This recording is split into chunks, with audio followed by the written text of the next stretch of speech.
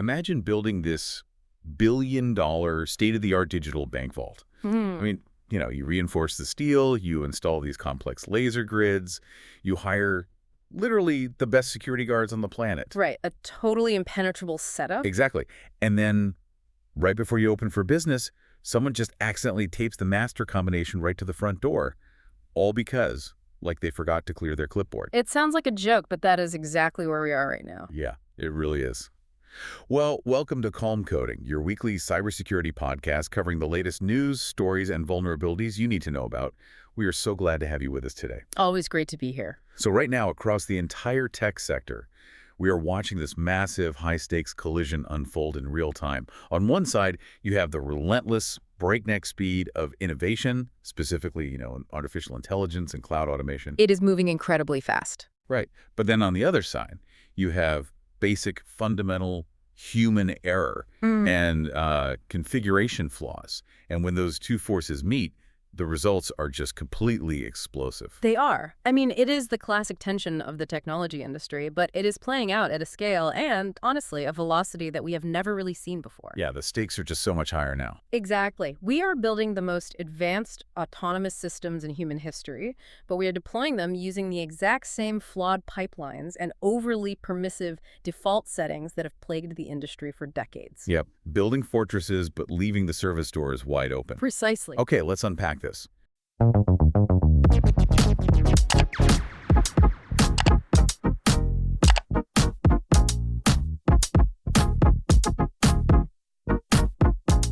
Because today we are looking at the mechanics of an accidental half-million-line code leak from one of the biggest AI players on the board. Anthropic, yes. And then we are examining this fundamental architectural flaw that is literally turning autonomous AI agents into double agents. That one is particularly concerning for anyone managing a cloud environment.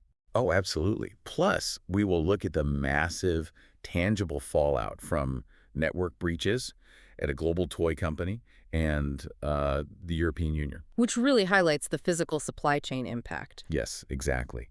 And finally, we will break down a ticking time bomb memory vulnerability in edge devices that government agencies are currently scrambling to patch. That's it.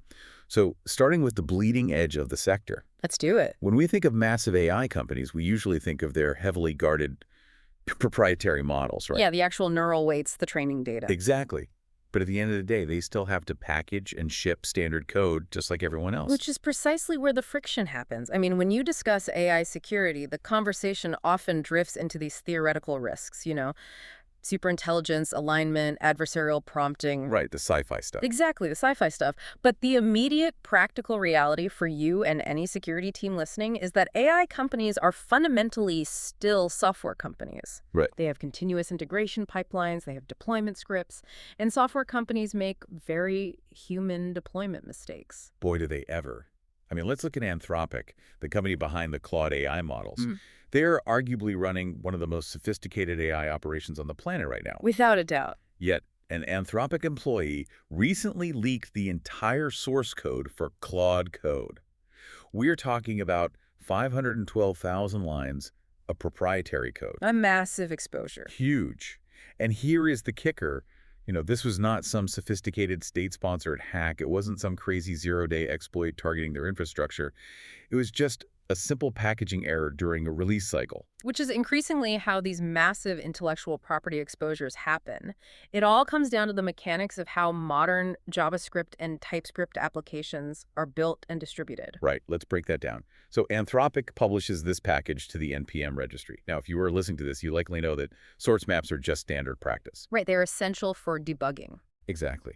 When you compile and minify code for production, you generate a map file so your developers can actually trace errors back to the readable original source code. Otherwise, you're just looking at a wall of gibberish. Yeah, exactly. Just minified garbage.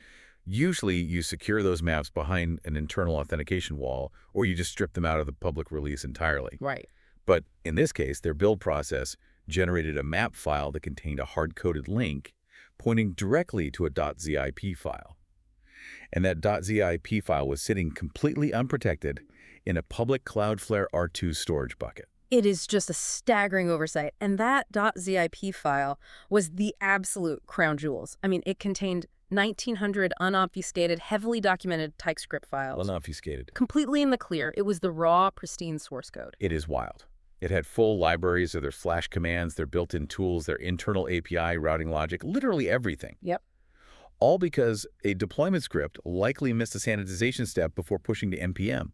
And of course, the internet did what the internet does. Which is mirror it immediately. Instantly. Within hours, that code was mirrored on GitHub, downloaded, and framed tens of thousands of times. Yeah. You absolutely cannot put that toothpaste back in the tube once it hits a public bucket. No, you really cannot. Yeah. Now, Anthropic did come out and confirm the leak rapidly, which is good. Yeah, they were fast. And it is important to assure you that they stated very clearly no sensitive customer data, no user prompts, and no production credentials were involved or exposed in this incident. Okay, that is a relief. It is. They framed it exactly as you described, a release packaging issue caused by human error, not an infrastructure security breach. And they are rolling out automated pipeline measures to prevent it from happening again. But, I mean, this isn't happening in a vacuum, right? It really Yeah. speaks to a much larger issue regarding the sheer velocity at which these organizations are moving. Precisely. That is the crucial context that connects all of this. If we look at Anthropic over the last few weeks, they have been shipping updates and new features at a blistering pace. It feels like every day there's something new. Right. The market demand is so incredibly high that they actually had to throttle usage and adjust session limits for their paying subscribers during peak hours just to keep their back-end infrastructure from melting down. Wow, just to keep the lights on. Exactly. And when an engineering team is operating under that kind of immense pressure to ship, review cycles inevitably get compressed. Edge cases and CI/CD pipelines get missed, mistakes slip through to production. And we know it's not just accidental code drops in public buckets.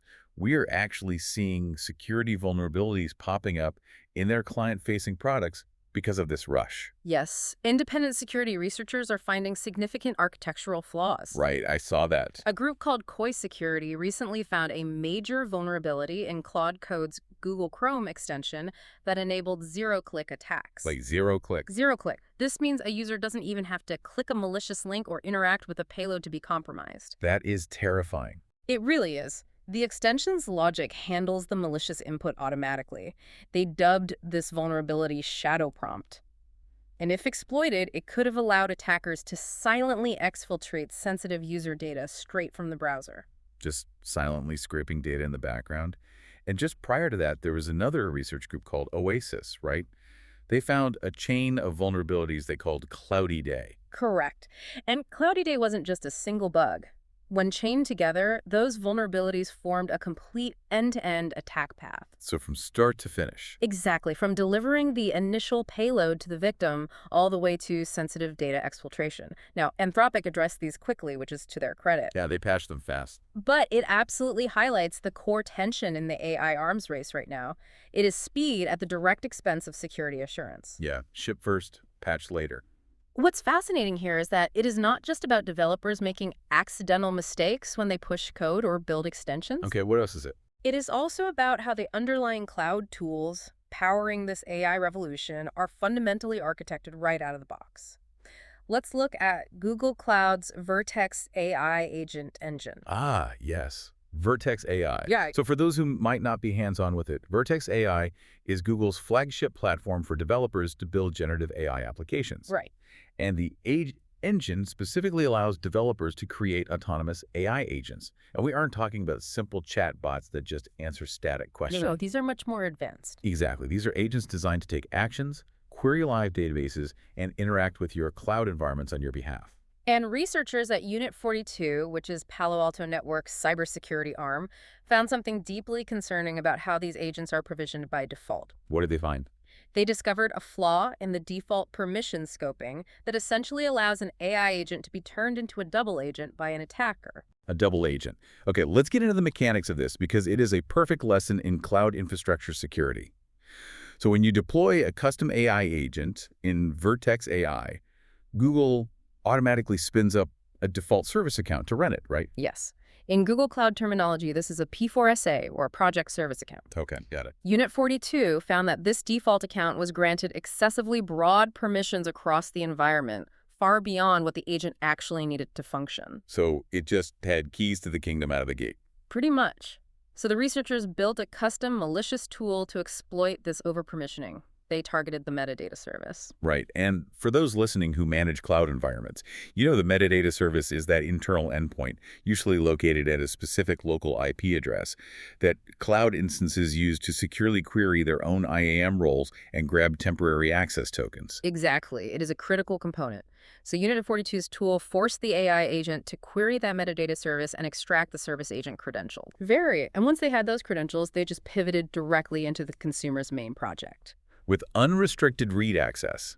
I mean, that is the terrifying part. Because of the default P4SA permissions, they had unrestricted read access to all the cloud storage data. Yes, all of it. And they could access restricted artifact registry repositories. Which is massive. Access to the artifact registry means they were able to download private, proprietary container images. Right, the actual building blocks of the application. Exactly. Yeah. An attacker can pull those images apart, reverse engineer the application logic, and scour the historical container layers for hard-coded secrets or API keys. Oh, because developers always leave keys in old container layers by accident. Constantly. They could expose the company's proprietary source code and map out internal infrastructure details. By compromising one single default service agent, they gained a skeleton key to find further vulnerabilities across the entire cloud environment. Okay, I have to push back here.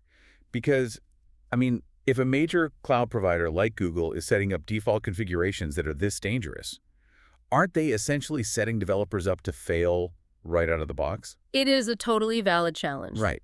Because the industry tells developers to move fast, to adopt these new autonomous tools to stay competitive. And those developers naturally assume the default settings from a trillion-dollar tech giant are going to follow basic security principles. And it is a known paradox in cloud computing.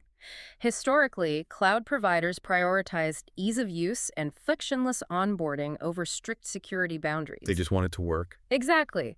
If a developer clicks deploy, the provider wants the service to work magically on the first try without throwing permission errors. But that magic requires granting broad permissions by default. Convenience over security. Always. But the resolution to this specific issue is telling.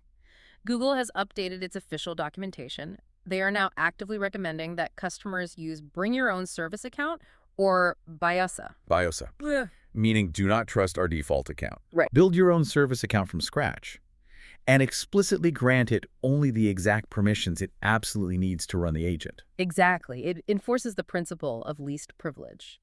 But it requires the developer to actively know that relying on the default configuration in the cloud is a massive risk. Which they usually don't. And frankly, a lot of developers simply don't know that, or they don't have the bandwidth to map out custom IAM roles when they are under pressure to ship an AI feature by Friday. Here's where it gets really interesting.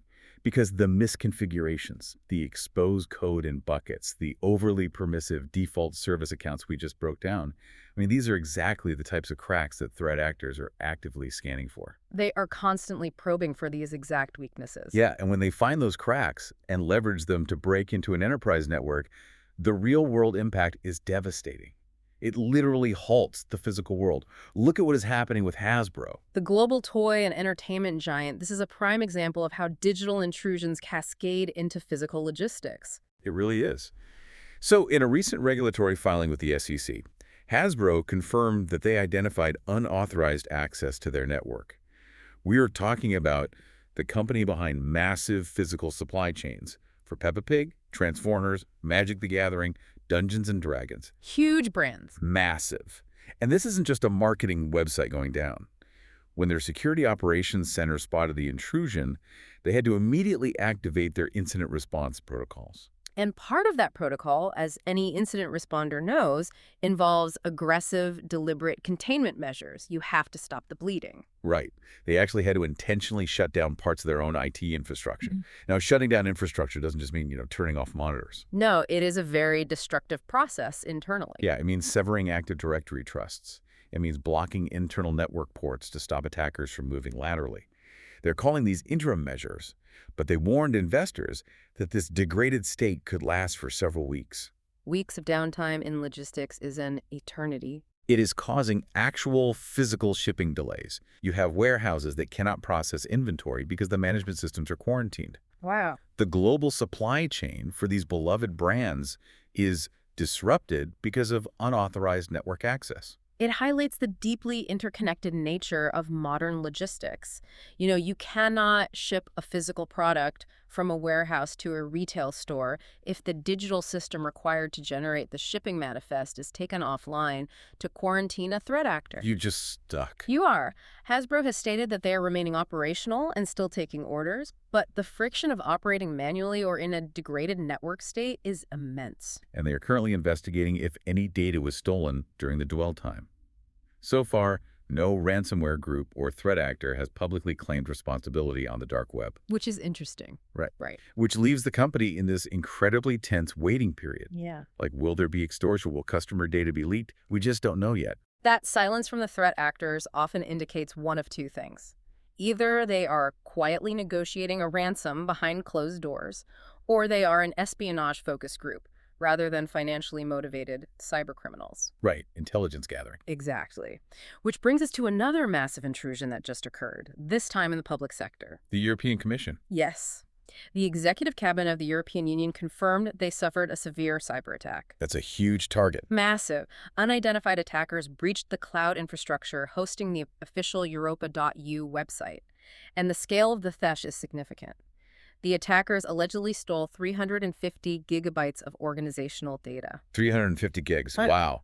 And the most important mechanical detail here is where that data was hosted. Because it was sitting on Amazon Web Services, AWS. Correct. But Amazon came out rapidly and explicitly confirmed that their core infrastructure was completely intact. Which is a vital distinction for you to understand when assessing cloud breaches. This is the shared responsibility model in action. Right, the classic cloud model. Amazon secures the underlying infrastructure, the physical servers, the hypervisors, the network fabric. The customer, in this case the European Commission, is responsible for securing what they put in the cloud. Right. You lock your own doors. Exactly. They are responsible for their IAM policies, their applications, and their access controls. Because AWS wasn't compromised at the hypervisor level, it strongly implies the hackers bypassed the perimeter through other, more human means. Like an info stealer malware infection. I mean, if an employee accidentally downloads a piece of malware like Luma or Redline, that malware scrubs the browser cache and grabs the authenticated session cookies. Which completely circumvents traditional security. Totally. You can have the strongest multi-factor authentication in the world, but if an attacker has a valid session cookie, they just inject it into their own browser and walk right past the MFA prompt. It is remarkably simple and effective. Or, it could have been a highly targeted social engineering campaign. Exactly. The attackers didn't break the cryptography, they just walked through the front door using stolen keys. Yeah. Now, what is highly unusual about this specific incident is the attacker's motive. Right. They aren't asking for money, are they? No, they have explicitly stated they have no intention of extorting the European Commission for money. They aren't demanding a cryptocurrency ransom. They're simply threatening to leak the stolen organizational data on the dark web at a later date. It's just chaos for the sake of chaos. Or, I don't know, maybe a geopolitical motive disguised as a standard breach. It certainly has the hallmarks of a hacktivist or state-aligned operation. But to give the European Commission security team some credit here, their containment strategy seemed highly effective. Their internal core systems were largely unaffected. That is true. They managed to isolate the breach entirely to that specific web infrastructure environment. Which is a testament to the power of strict network segmentation. But it begs the ultimate question, doesn't it?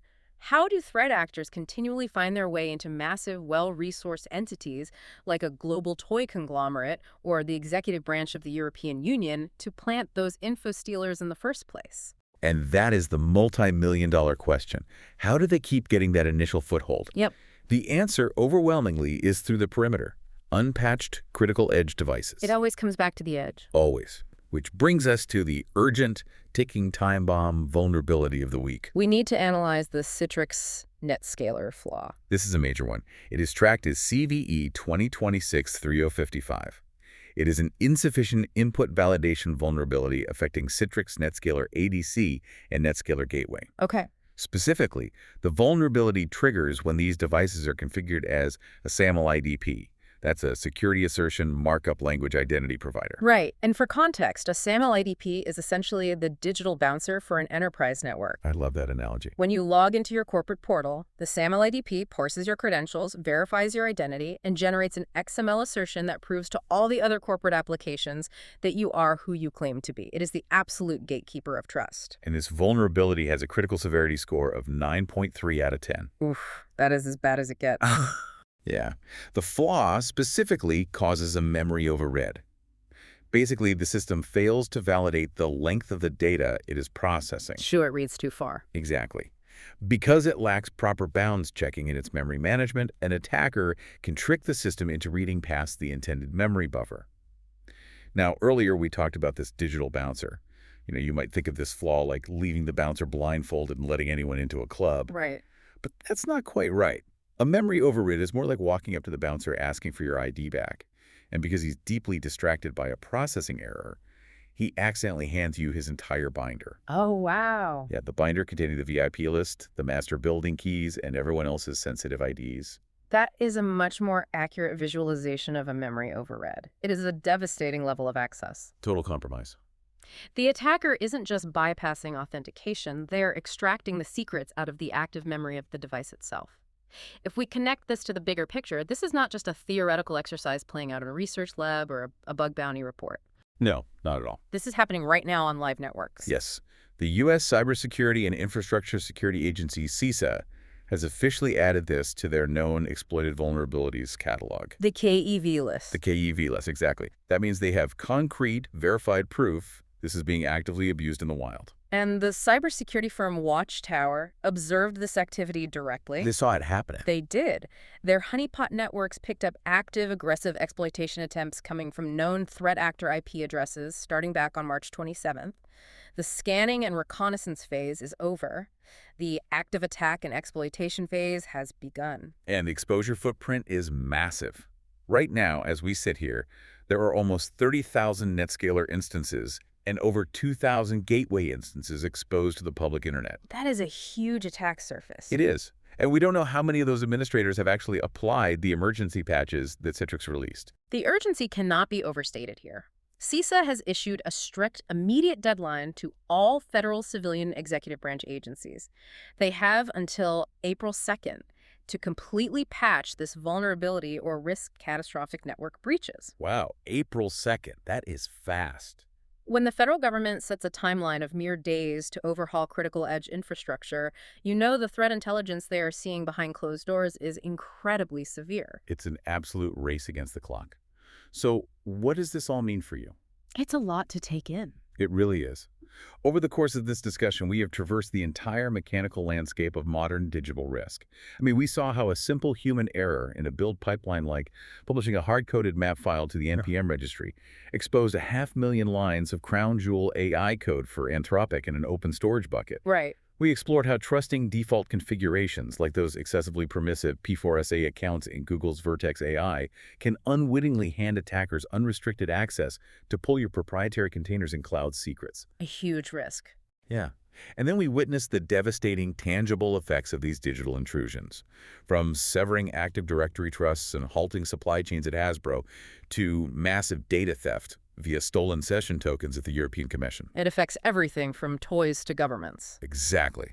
And finally, we looked at the exact type of critical memory overread vulnerability an unpatched Citrix NetScaler edge device that allows these threat actors to bypass the perimeter and grab the keys in the first place. It all connects. Cybersecurity is not just about fighting off sophisticated movie-style hackers deploying novel zero days. It is fundamentally about the unglamorous daily operational work. The basics. Yes, the basics. It's about auditing default permissions. It's about sanitizing your build pipelines. It's about immediately updating edge devices. And it's about remembering that no matter how advanced our technology gets, basic human error is the only constant. This raises an important question. As the entire tech industry rushes headlong to deploy these highly autonomous AI agents that are designed to write our code, manage our cloud environments, and secure our networks for us, who is auditing the auditor? That's a great point. Who is making sure that those AI agents don't simply inherit our exact same human blind spots? Are we just teaching them to automatically spin up over-permissioned service accounts? Or to leave the front door to our storage buckets wide open just so the code compiles faster? Wow. Now that is something to really think about as you deploy your next project. Thank you so much for joining us on this week's exploration of calm coding. Until next time, keep an eye on your perimeters, stay curious, and stay secure.